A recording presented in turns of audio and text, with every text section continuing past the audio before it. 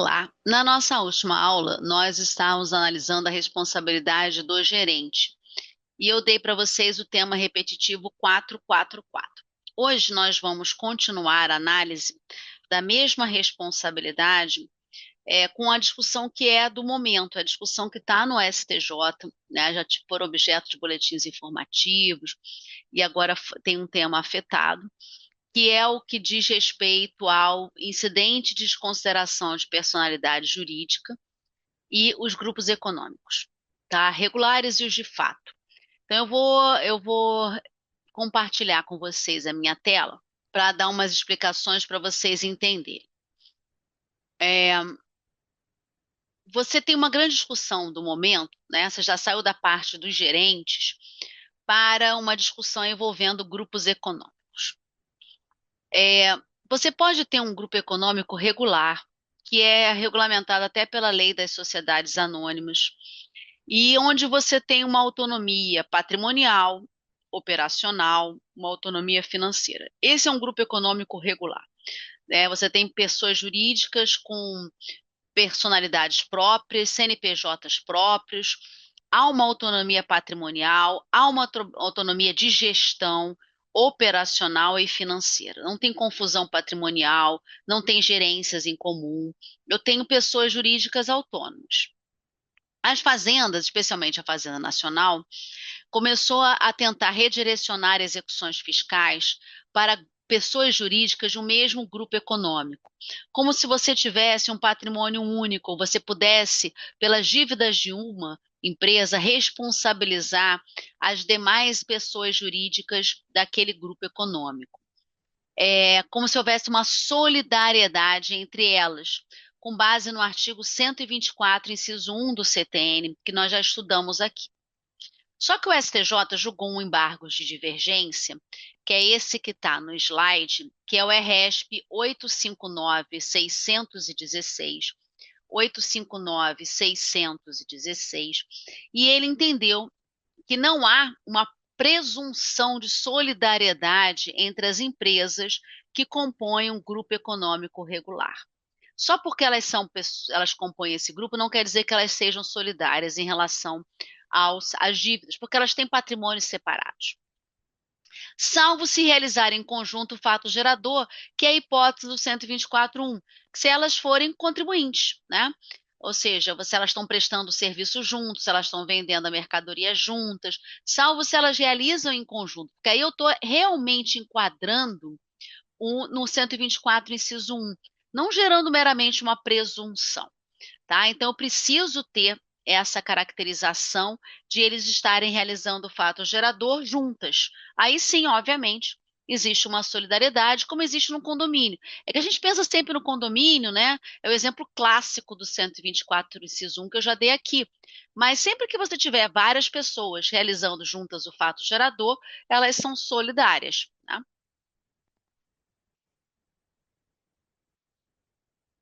E aí, qual é a grande questão? O CPC o 2015, ela trouxe nos artigos 133 a 137 um incidente de desconsideração da personalidade jurídica. E o artigo 134 do CPC, ele diz que aplica-se às execuções fundadas, que o incidente aplica-se às execuções fundadas em título executivo extrajudicial. E a CDA é um título executivo extrajudicial.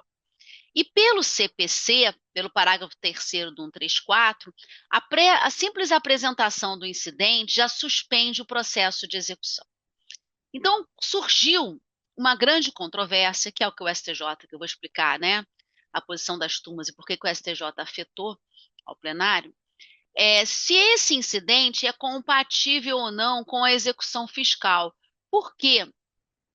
Porque apesar da CDA ser um título executivo extrajudicial, pela lei de execução fiscal, que é uma lei especial, para você suspender a execução, você tem que ofertar embargos, você tem que comprovar a garantia do juízo e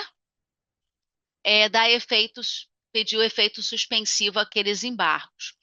Você não tem como oferecer embargos sem garantia do juiz, ele é obrigatório. E aí o STJ entendeu que você vai aplicar o CPC, de que além de você garantir o juiz, você tem que pedir o efeito suspensivo. Então não é automático. E aí, pelo incidente de desconsideração, pela simples apresentação do incidente, o processo de execução já se diria. E aí você já estaria se defendendo, aquela pessoa poderia se defender, porque é um incidente em apartado, antes de garantir o juízo da execução. Então, há uma controvérsia na doutrina, no próprio STJ, se esse incidente é ou não compatível com o rito da execução fiscal. E se for compatível, em que casos ele deve ser observado? Esse exatamente é o tema. Tá? E aí eu vou mostrar para vocês, até chegar ao número do tema, desculpa, alguns precedentes para vocês entenderem qual é o raciocínio do STJ, né? Até agora. É que agora o tema está afetado, o STJ não está julgando mais. Mas enquanto ele julgou, qual controvérsia que se formou e qual parece ser, né, a tendência do STJ, apesar que isso aqui não diz nada, né? Eu já vi vários casos, eu já dei o caso aqui para vocês, né? Daquela da CDA, da possibilidade de você colocar que o arrematante é responsável na CDA, no edital de leilão, e o STJ sempre entendeu que era possível, que aquela cláusula do edital de leilão era válida, a do 130, parágrafo único, e quando chegou no momento de julgar o tema repetitivo, julgou outra coisa, né? Então, assim, não necessariamente o que eu vou explicar agora vai ser a decisão do STJ. O STJ não é muito... Ele muitas vezes modifica os seus acordos e depois tem que modular efeitos, porque ele modifica as suas decisões anteriores. Mas eu vou mostrar qual era a questão, o que efetivamente até hoje o STJ já julgou, que é o que vocês vão encontrar de precedente, que os tribunais inferiores estão aplicando, né? Porque não tem ainda recurso repetitivo, não tem ainda, o tema não foi julgado, os restos estão suspensos, mas as câmaras e as turmas, né, dos tribunais estão julgando. Então, o que o STJ já entendeu? Primeiro, algo que eu já falei para vocês aqui. Não há necessidade, aqui as duas turmas concordam, de você apresentar o IDPJ, que é o incidente de consideração de personalidade jurídica, em relação ao redirecionamento da execução fiscal ao sócio-gerente, porque a responsabilidade aqui é pessoal. O STJ nunca entendeu que era a hipótese de consideração de personalidade jurídica pela literalidade do artigo 135. Então, o problema não é com o gerente, o problema são os grupos econômicos, né? São as pessoas jurídicas. E aí, as duas turmas entendiam que não havia necessidade do ITPJ quando a outra pessoa jurídica do grupo econômico, então a discussão é de grupo econômico, é identificada no lançamento ou na CDA, ou seja, quando você já lança contra as duas pessoas, ou você já inscreve em dívida ativa as duas pessoas. E aqui juntando algo que eu já falei, para inscrever todo mundo na CDA, eu tenho que ter um processo administrativo regular, para mostrar que eles realizaram junto o fato gerador, né? Para que haja uma violação de lei, alguma fraude, uma simulação, que justifique eu colocar todos eles no polo passivo. Ou nos casos em que, mesmo que o nome da pessoa jurídica do grupo econômico não conste da CDA, a hipótese se enquadra em um dos casos de responsabilidade de terceiros, né? Violação de lei, excesso de poderes ou de sucessão empresarial, né? Artigo 132, fusão, incorporação, 133, né? Você ter adquirido fundo de comércio, estabelecimento. Ou seja, nos casos em que eu consigo enquadrar no 133, 132, 134, 135, e aí eu tenho claramente uma responsabilidade solidária, teve processo administrativo, teve comprovação de fraude, violação de lei, eu não preciso do IDPJ, tá? Porque eu não estou desconsiderando a personalidade jurídica. Eu estou enquadrando, o CTN é uma norma especial, em uma das hipóteses do CTN. O problema maior surge quando eu estou diante de grupos econômicos de fato. Por quê? Porque aqui eu não tenho uma autonomia patrimonial e operacional. Eu muitas vezes não consigo enquadrar num 33, não tem, é uma confusão patrimonial, mas eu não consigo enquadrar no sentido de que eu não consegui demonstrar, a Fazenda não conseguiu demonstrar que teve por exemplo, uma transferência de fundo de comércio ou de estabelecimento.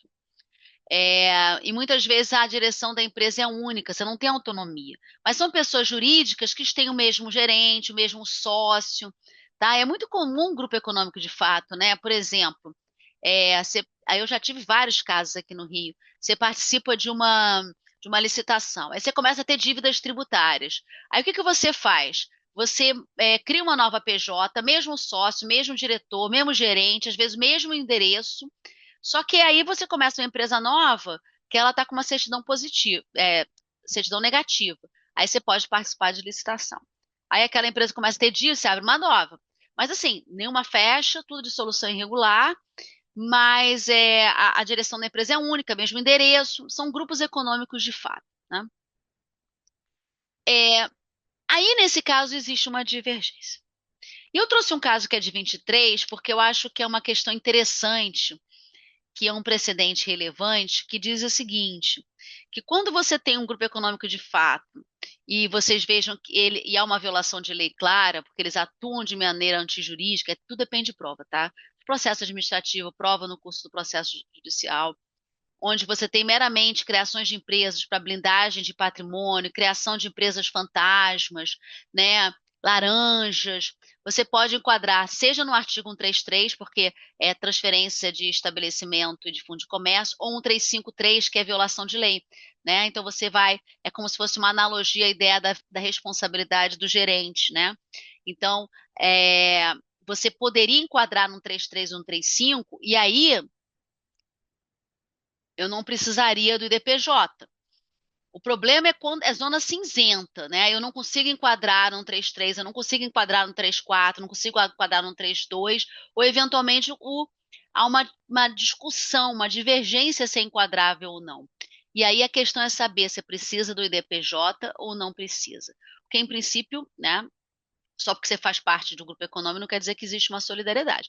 Mas você pode ter cometido fraude, você pode ter comprovadas, tá? Tudo depende de prova, e aí a fazenda que tem que provar. Violação de lei, fraude, né? Blindagem patrimonial, empresas que não funcionam, empresas fantasmas, todas as empresas no mesmo endereço, né? Aí para você tentar enquadrar num 33 ou num 35, para você fugir da necessidade do IDPJ. E aí a jurisprudência do STJ era casuística, como é a jurisprudência dos tribunais de justiça, né? E aí o que aconteceu? Nos casos que não são enquadráveis nos artigos de sucessão, 32 e 133, ou de responsabilidade de terceiro, 34 ou 35, eu não consigo comprovar fraude, eu não consigo comprovar de uma forma muito clara, né, com prova pré-constituída, processos administrativos já realizados, que você está tendo empresas fantasmas, que você está tendo blindagem de patrimônio, que aquilo ali é uma violação de lei. Se eu tenho uma zona cinzenta, se eu não tenho essa prova pré-constituída, as turmas divergiam. A primeira turma tinha precedente no sentido da necessidade de instauração do incidente em que se garanta a ampla defesa e o contraditório para se comprovar o abuso de personalidade jurídica. A primeira turma entende que se não for caso de gerente, não for um caso óbvio de enquadramento com prova pré-constituída, você precisa de ter o IDPJ. Né, que você garanta ampla defesa e contraditório antes de eu redirecionar contra aquela pessoa jurídica, aquela outra pessoa jurídica. Porque, em princípio, elas são pessoas jurídicas distintas, né? Então, você vai ter que comprovar a confusão patrimonial. Se aquilo não está pré-estabelecido, não está provado anteriormente, numa prova que justifique o enquadramento, se você tem uma discussão, a primeira turma entende que você tem que ter o IDPJ, para que você fique comprovado o abuso de personalidade para você redirecionar. Já a segunda turma, ela tinha vários precedentes no sentido de que o incidente é incompatível com o rito. A segunda turma nem entrava nessa análise. Ele dizia, olha, não cabe DPJ em execução fiscal. E ele dizia o seguinte, não há necessidade de instaurá-lo quando há confusão patrimonial. Porque aí, isso automaticamente, quando você tem confusão patrimonial, isso já é abuso de personalidade jurídica, já é uma ilicitude, eu posso sempre enquadrar num 35. E a segunda turma entende que não cabe DPJ em caso nenhum, né? Ele acha que é incompatível. E aí foi afetado o tempo, porque as duas turmas tinham um entendimento completamente diferente. Algumas coisas eles concordavam, mas tinha outras coisas que eles não concordavam. E aí vinha o tema afetado, o tema repetitivo 1209, que ainda não começou o julgamento. Qual é o objeto desse tema? Primeiro, saber se o DPJ é compatível ou não. Porque a segunda turma entende que é incompatível. A primeira já diz que é compatível. Segundo, se é compatível, quando é que ele vai ser necessário? Gerente, eles sempre entenderam que não precisava, mas você vai precisar em que casos? Quando não tem prova pré-constituída, quando você não é caso de sucessão, ou seja, você vai ter que definir, né, de uma forma expressa para esse objetivo desse tema repetitivo, ok? Então, com isso, nós fechamos as principais discussões envolvendo gerentes, envolvendo os terceiros. Vamos entrar no último ponto de responsabilidade tributária, que é a responsabilidade por infrações, que é a parte final que é a última seção do capítulo de responsabilidade, que vai do artigo 136 ao artigo 138. A responsabilidade por infrações é que é a primeira observação. Essa infração é a legislação tributária, né? Eu não estou tratando de crimes, né? Então, obviamente, o direito penal tributário, ele tem legislações específicas, esparsas, que não estão no CTN. O que o CTN trata é do chamado direito tributário penal, que seriam as infrações à legislação tributária, à legislação administrativa, e que geram penalidades, né? E aí, qual é a primeira observação? Vamos começar pelo artigo 136. Ele diz: salvo disposição de lei em contrário, a responsabilidade por infrações da legislação tributária independe da intenção do agente. Então, primeiro ponto. Salvo disposição de lei em contrário. Por quê? Porque algumas legislações tributárias vão prever, algumas leis tributárias, ao trazer a infração, ao prever a infração e a penalidade, elas vão exigir um dolo específico, ou vão exigir culpa, ou vão exigir uma determinada atuação. Ou seja, vai ter um elemento subjetivo naquele tipo. Aí, obviamente, a intenção do agente tem importância, né? Mas, se a lei nada disser, se ela diz, ó, infringiu a norma, está sujeita à penalidade, em princípio, o elemento subjetivo, se você agiu com culpa, com dolo, isso não tem relevância. Então, independe da intenção do agente, do responsável, e da efetividade, natureza e extensão dos efeitos. Natureza e extensão dos efeitos do ato. Ou seja, em princípio, como regra, não importa, salvo disposição de lei contrário, se você causou ou não um prejuízo ao fisco, né? Ou seja, se você causou ou não um prejuízo à fazenda pública. Porque as obrigações acessórias, elas são fixadas, como nós já vimos, no interesse também da fiscalização, não necessariamente só da arrecadação.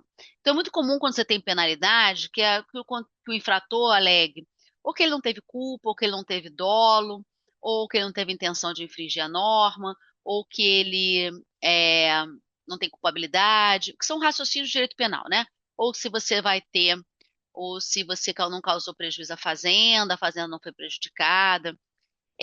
Salvo disposição de lei em contrário, a regra do CTN é que isso não tem relevância.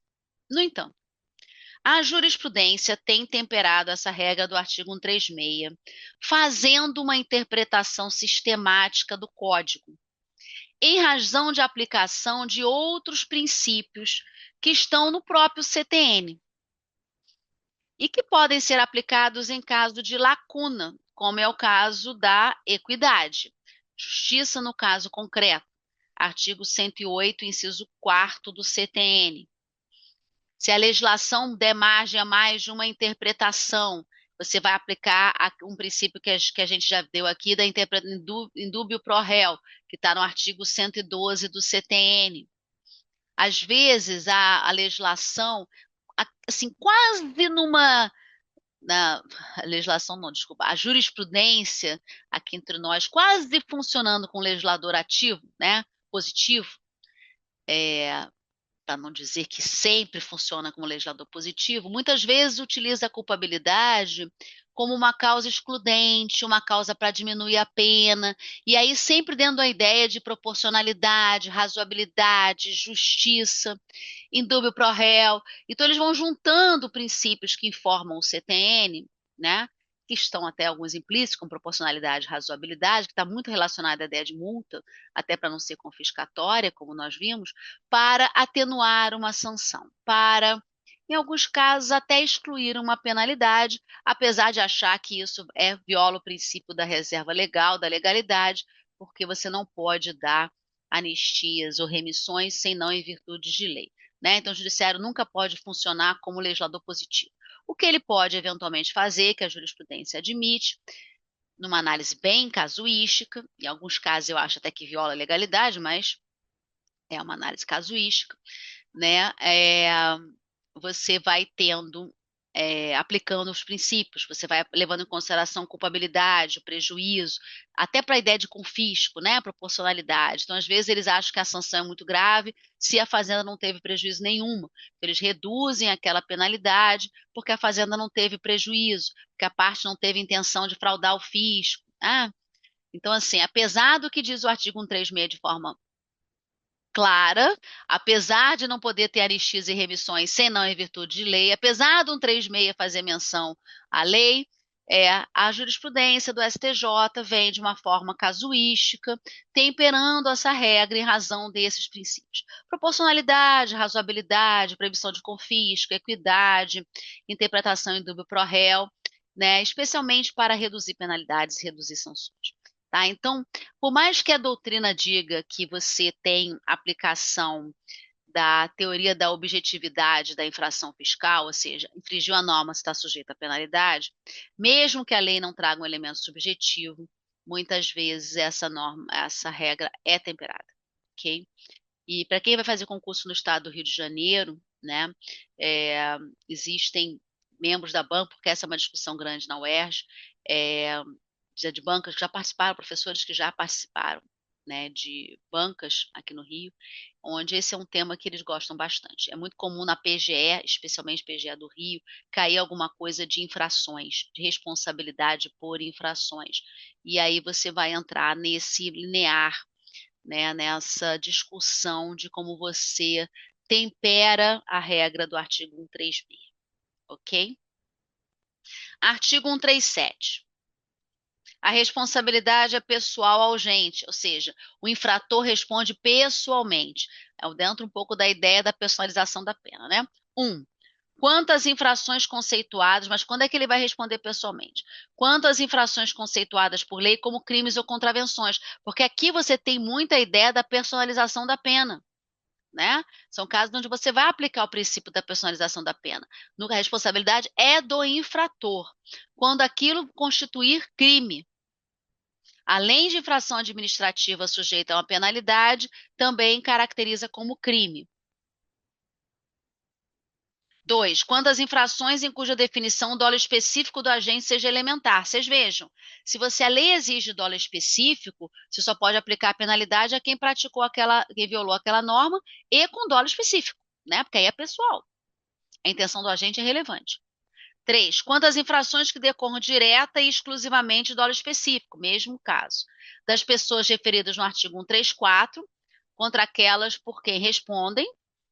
B. Mandatários, prepostos, empregados contra os seus mandantes, preponentes ou empregados, e diretores, gerentes, representantes contra estas. Então, quando elas decorram, a infração tem uma exigência, um elemento subjetivo, obviamente, não vai poder passar da pessoa do infrator, ok? Mas o mais importante, a meu ver, o que você tem mais discussão na prática, e aí já caiu na PGM do Rio, já caiu em vários outros concursos, já desse capítulo, né, para acabar a responsabilidade, é o artigo 138 do CTN. Esse artigo, ele trata da chamada denúncia espontânea.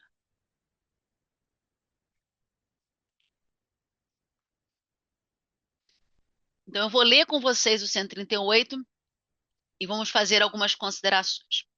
A responsabilidade é excluída pela denúncia espontânea da infração. O que é denúncia espontânea? O nome está a dizer isso. Você vai lá reconhecer o que praticou a infração. É acompanhada, se for o caso, do pagamento do tributo devido e dos juros de mora. Eu já falei isso aqui, mas é para relembrar.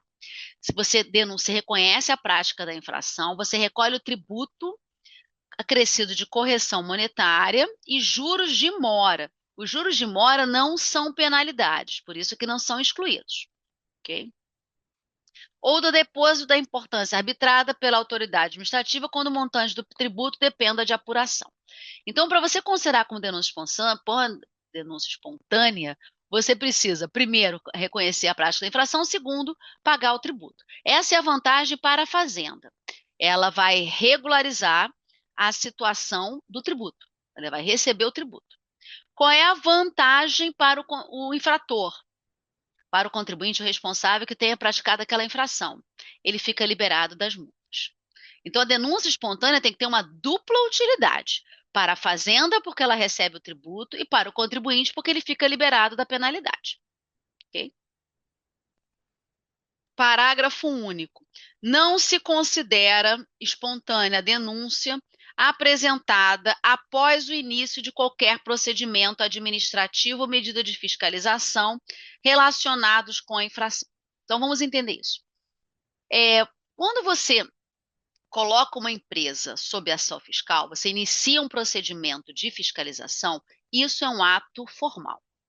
Eu coloquei aquela empresa sob ação fiscal. Eu tenho que iniciar um processo de fiscalização, eu tenho um termo de início de fiscalização. Por quê? Porque a partir do momento que eu notifico aquela pessoa jurídica daquele termo de início de fiscalização, ou aquela pessoa física, não há mais que se falar em espontaneidade. Ele sabe que ele vai, se ele cometer uma infração, uma grande chance de ele vir a ser autuado. Geralmente, os autos de infração, eles decorrem de processos de fiscalização, na hora que você coloca a empresa sob ação fiscal. Por quê? Porque você pratica o termo de início, você abre um termo de início, você notifica para ele apresentar documentos, fiscais, livros obrigatórios, livros facultativos, notas fiscais, ou seja, documento que você pedir, cada administração tributária pedir, e a partir daquele momento não tem mais espontaneidade. Se houver auto de infração, você vai ter que recolher com a penalidade, tá? A espontaneidade é até o início da fiscalização. Por isso que o início da fiscalização envolve um ato que é formal, tá? Você tem que ter um ato formal. Isso vocês devem combinar com o artigo 190. Vocês devem combinar com o artigo 196 do CTN, porque esse artigo 196 é que trata de como ocorre a fiscalização tributária. Questões controvertidas envolvendo denúncia espontânea. Primeiro, o artigo ele faz menção a pagamento. Você paga o tributo acrescido dos juros de mora. Correção monetária, porque correção monetária não é plus e é juros de mora. Pagamento. Então, havia uma discussão muito grande se você precisava pagar à vista ou se o parcelamento caracterizaria denúncia espontânea. O STJ julgou um tema repetitivo, que é o 101, e entendeu que o pagamento tem que ser à vista. Por quê? Porque o que acontecia muito, as pessoas denunciavam, pagavam a primeira parcela e não pagavam mais. A Fazenda, que o interesse dela é que você regularize a situação com ela, não recebia o tributo. Então, a denúncia espontânea não atingiu o seu objetivo. Então, você pode pagar parcelado? Sim, mas não está liberado da multa. Para você ficar liberado pela multa, você tem, salvo disposição de lei em contrário, você precisa pagar à vista. Hoje, isso está expresso num artigo 155, inciso, letra A, parágrafo 1º do CTN. 155A, parágrafo 1º do CTN. Esse artigo 155A trata do parcelamento. E ele diz expressamente, salvo disposição de lei em contrário, o parcelamento engloba as multas. Então, o pedido de parcelamento não se caracteriza como denúncia espontânea. Ok? Outra questão que chegou ao STJ. Quando a gente diz que você afasta a multa, você afasta qualquer multa, a punitiva e a moratória, ou só afasta a punitiva? O entendimento do STJ é que quando o CTN não distingue, nós vimos que em alguns casos ele o faz, você vai aplicar a todas as multas. Então, quando você faz uma denúncia espontânea, você paga o tributo com os juros de mora, mas você fica liberado da multa punitiva e da multa moratória, tá? Você fica liberado das duas multas, não é só da punitiva.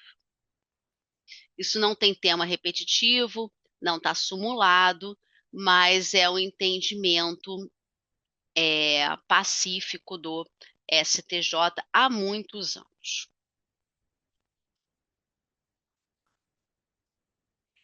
Eu vou ficar por aqui, mas ainda faltam alguns pontos que eu gostaria de ver com vocês sobre denúncia espontânea, ok? Então eu vou, na nossa próxima aula, eu vou acabar esse ponto e vou entrar no próximo ponto, no próximo tema, que é o do lançamento. Vamos analisar o lançamento tributário. Então, até a nossa próxima aula.